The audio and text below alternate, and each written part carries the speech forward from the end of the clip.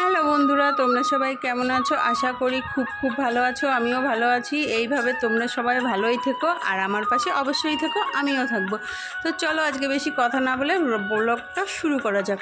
আজকে কোনো একটা রেসিপি দেবো না, আজকে আমি কি রান্না করব সেটাই তোমাদের সাথে শেয়ার করব। তো সকাল সকাল দেখতেই পারলে বেগুন নেই, পটল আলু উচ্ছে ভাজতে বসিয়ে দিয়েছি। উচ্ছেটা দেবো ডালে, আর পটল আলু এগুলো তো ভাজা। আর যেদিন নিরামিষ হয় আমার ছেলেদের গোল গোল এরকম আলু ভাজা লাগেই, তো তার জন্যই করা। আর যেহেতু নিরামিষ মাস শেষ হয়ে যাচ্ছে, নীল পুজোর আগের থেকে আমাদের নিরামিষ খায় 4-5 দিন, তো কদিন রোজই নিরামিষ করব। তার জন্য দেখো আমার ভাজা পুরো কমপ্লিট। এখানে পটল আলু আর উচ্ছেটা তো ডালে দিয়ে দিয়েছি, সেটা দেখানো হয়নি। দেখো আমার ডালও হয়ে গেছে, মটর ডাল করলাম উচ্ছে দিয়ে পাতলা করে একদম, যাতে সকালে খাবো আবার দুপুরেও যাতে হয়ে যায়। কারণ আমাদের না ডালটা লাগেই, কারণ আমার ছেলে আমার বড়মশাই কেউই শুকনো খেতে পারে না।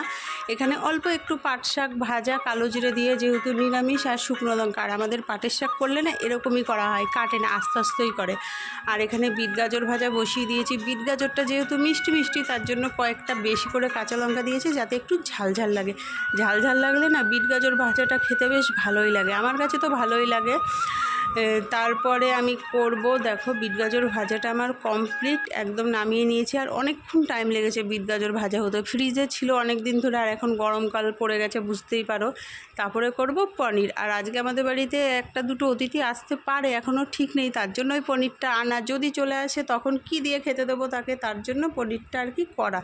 তারপরে দেখো আমি পনিরের জন্য আলুটাও এখানে ভেজে নিলাম, একদম সিদ্ধ হয়ে গেছে। ভাজতে সিদ্ধ হয়ে গেলে বলি সব ব্লগে যে আর কি ভাজাটা ভালো হলে খেতেও বেশ ভালো লাগে, তার জন্য সেরকমভাবেই আমি ভেজে নিয়েছি আলুটা। পনিরটাও লাল লাল করে ভেজে নামিয়ে রেখেছি, আর এখানে মশলাটাও করে ফেলেছি। সব আমার রেডি। তারপরে তেলের মধ্যে দিয়ে দিয়েছি ফোড়ন, শুকনো লঙ্কা, গোটা গরম মশলা, জিরে আর তেজপাতা। তারপরে যে মশলাটা করে রেখেছিলাম আদা জিরে লঙ্কা, সেটাও দিয়ে দিয়েছি।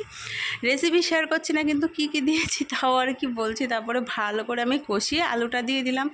আর পনির তো অনেক রকমভাবে অনেকেই করে, কেউ ভাপা করে, কেউ শস্য পোস্ত দিয়ে করে, কেউ পনিরের পাতুরি করে, অনেক ধরনেরই তরকারি হয়।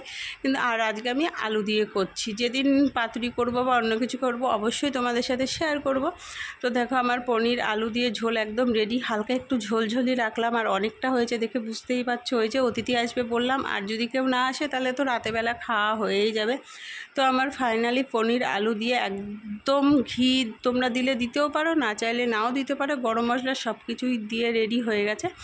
এরপরে আমি এই বাসনটা মাজা কমপ্লিট। আর বন্ধুরা, ঘরে রান্না করলে না একটা সুবিধা হয়, গ্যাসে রান্না করতে করতে বেশ বাসনগুলো না বেশ ধোয়াও হয়ে যায়, আমার কাজটা এগিয়ে যায়। যেহেতু মা সবজিগুলো কেটে দেয় আর এইদিকে আমি রান্নাও করি একটা, আর এদিক দিয়ে বাসনগুলো ধুয়েও নিই। আর লাস্ট পর্যায়ে ছিল কড়াই, তো কড়াইটাও মেজে নিলাম। দেখতেই পাচ্ছ আমাদের কড়াইটা কিন্তু খুব বড়। যখন আমি বোম্বে থাকতাম তখন এই কড়াইটাতে রান্না করতাম।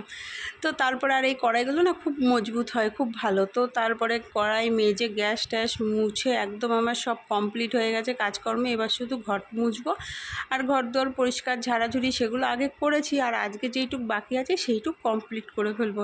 নাহলে আবার মাস যেহেতু শেষ হয়ে যাচ্ছে, আর আমাদের মধ্যে তো মাস শেষ হওয়ার আগে বাড়ি ঘর সব পরিষ্কার করতে হয়। দেখো এখন একটা মতো বেজে গেছে, আকাশে মেঘলা মেঘলা, রোদও সেরকম হয়নি।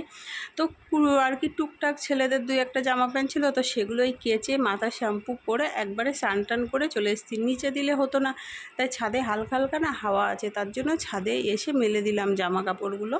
ছাদে থাকলে কি হয়, না শুকালেও জলটা তো ঝরবে, এর জন্য আর কি ছাদে দেওয়া হাওয়াতে।